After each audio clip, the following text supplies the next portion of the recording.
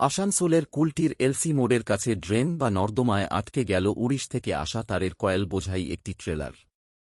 বুধবার ভোরবেলা হওয়া এই দুর্ঘটনার জেরে কুলটিতে জিটি রোডের একাংশে যান চলাচল কার্যত বন্ধ হয়ে পড়ে। এর ফলে রাস্তার দুদিকে দীর্ঘ যানজটের সৃষ্টি হয়। স্থানীয় সূত্রে জানা যায়, এদিন ভোরের দিকে তারের কয়েল বোঝাই ট্রেলারটির একটি চাকা রাস্তার পাশে ড্রেনে পড়ে যায়। এরপরই ট্রেলারটি সেখানে আটকে যায়। খবর পেয়ে ঘটনাস্থলে পৌঁছায় কুলটি ট্রাফিক গার্ড পুলিশ। পুলিশের কর্মীরা রাস্তার একদিকে যান চলাচল স্বাভাবিক রাখার চেষ্টা করেন এবং পরিস্থিতি নিয়ন্ত্রণে আনেন। ট্রেলারটিকে ড্রেন থেকে বার করার আগে তার মধ্যে থাকা সমস্ত তারের কয়েল খালি করা হয়। এরপর ক্রেন এনে ট্রেলারটি ড্রেন থেকে তোলার কাজ শুরু হয়। উদ্ধার কাজে সহযোগিতা করতে ঘটনাস্থলে পৌঁছান স্থানীয় বিজেপির যুব নেতা সোনু চৌরাশিয়া।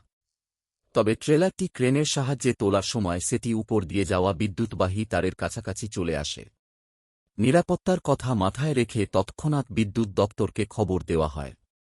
পরে বিদ্যুৎ সংযোগ বিচ্ছিন্ন করে উদ্ধার কাজ চালানো হয়। এর ফলে বড় দুর্ঘটনা এড়ানো সম্ভব হয়েছে বলে জানা যায়। ঘণ্টা কয়েকের চেষ্টায় ট্রেলারটি সম্পূর্ণভাবে সরিয়ে নেওয়ার পরেই জিটি রোডে যান চলাচল স্বাভাবিক হয়।